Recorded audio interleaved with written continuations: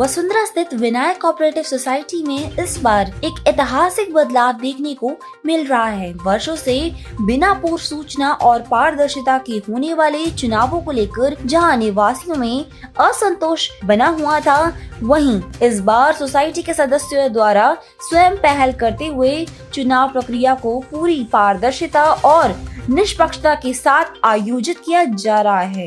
पहली बार शासन द्वारा निर्धारित दिशा निर्देशों का पालन करते हुए रजिस्ट्री कोरियर के माध्यम से चुनाव की विधिवत सूचना दी गई है। इससे सोसाइटी के सभी निवासी अब इस चुनाव प्रक्रिया का सक्रिय हिस्सा बन पा रहे हैं और अपनी सहभागिता दर्ज करा रहे हैं। इस बार न केवल चुनाव की तिथि व समय पहले से तय कर सभी को सूचित किया गया है, बल्कि यह भी सुनिश्चित किया गया है कि सबसे उम्मीदवार सोसाइटी के सक्रिय सदस्य ही हो। विनायक सोसाइटी में वर्षों से चुनाव प्रक्रिया पर उठते सवालों को देखते हुए यह एक स्वागत योग्य कदम है, जिससे लोकतांत्रिक व्यवस्था को मजबूती मिलेगी और रहवासियों को उनकी आवाज रखने का अधिकार मिलेगा। नए ढंग से हो रहे इस चुनाव में मीडिया कवरेज भी सुनिश्चित की गई है, जिससे पूरी प्रक्रिया की निगरानी और रिपोर्टिंग होगी ताकि किसी भी तरह की अनियमितता न हो। मिस्टर नायक, DS नायक, मैं विनायक सोसाइटी में रहता हूँ। H2/2 मेरा फ्लैट नंबर है और इसमें सालों से रहते हुए भी मैंने अभी तक इलेक्शन का जो अधिकार है वो मुझे मिला नहीं है। इस बार इलेक्शन में 2025 में जो हो रहे हैं उसमें मैं भाग ले रहा हूँ। देखिए, विनायक सोसाइटी जो है ये बहुत सालों से 2007 से ये चालू है।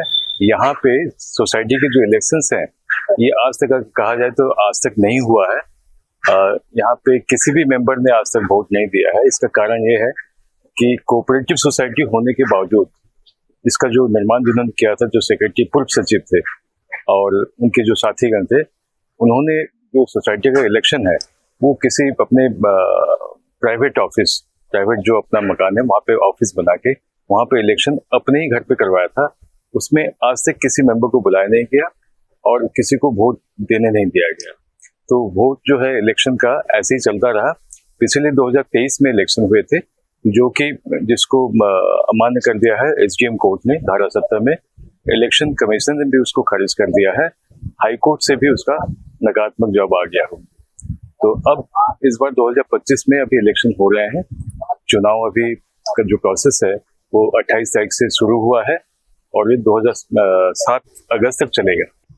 तो हम उम्मीद करते हैं, विनायक वासी ये उम्मीद करते हैं कि इस बार जो चुनाव जो है फेयर, ट्रांसपेरेंट होंगे और उसमें हमारी एक नई कमेटी बनेगी जो कि विनायक के सोसाइटी के लिए कार्य करेगी। अभी इलेक्शन प्रोसेस जारी है जिसमें विनायक के पूर्व सचिव अपने बंदों के साथ यहाँ आए हुए हैं और इलेक्शन ऑफिसर को डिस्टर्ब कर रहे हैं इलेक्शन प्रोसेस में। आप देख लीजिए कैमरे में सामने ही।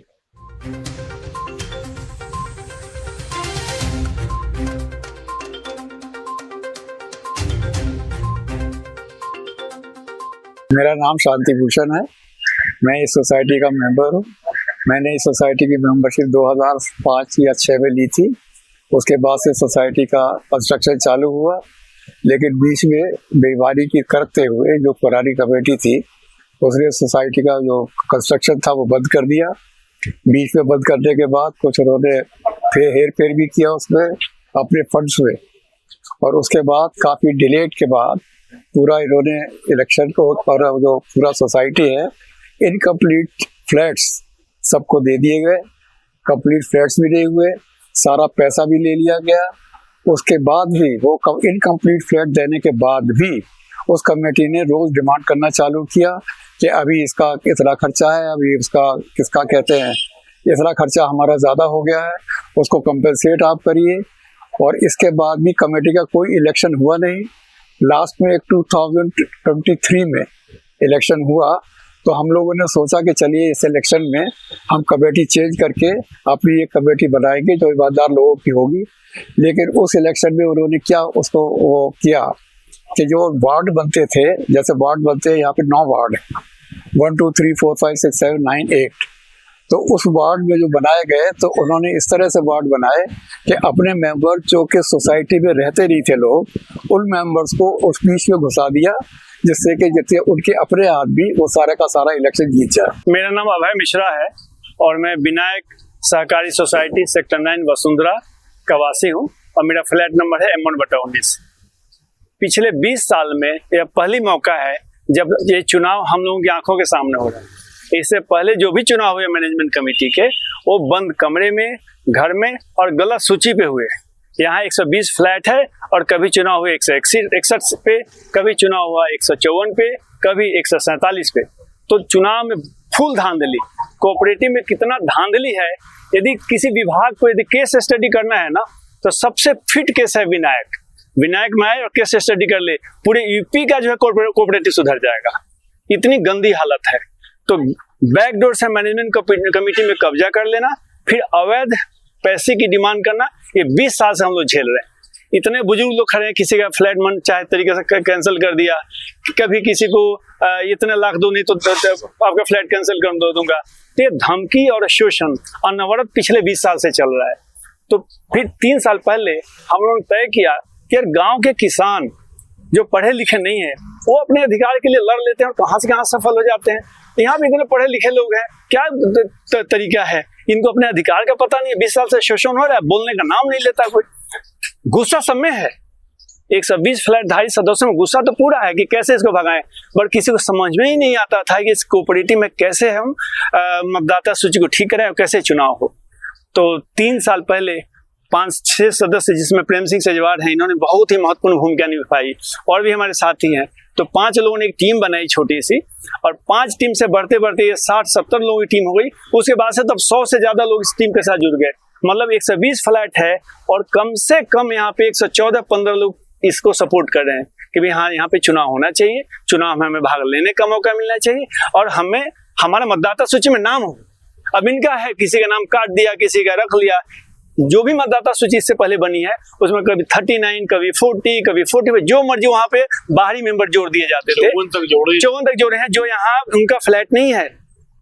तो इस तरह से चुनाव में धांधली होती रही। लेकिन पहली बार जो है आज 30 तारीख को, 30 जुलाई है 2025, आज जो है मतदाता सूची यही लगी है जो होनी चाहिए। मतलब 120 फ्लैट है, 120 फ्लैट की ही सूची लगी है।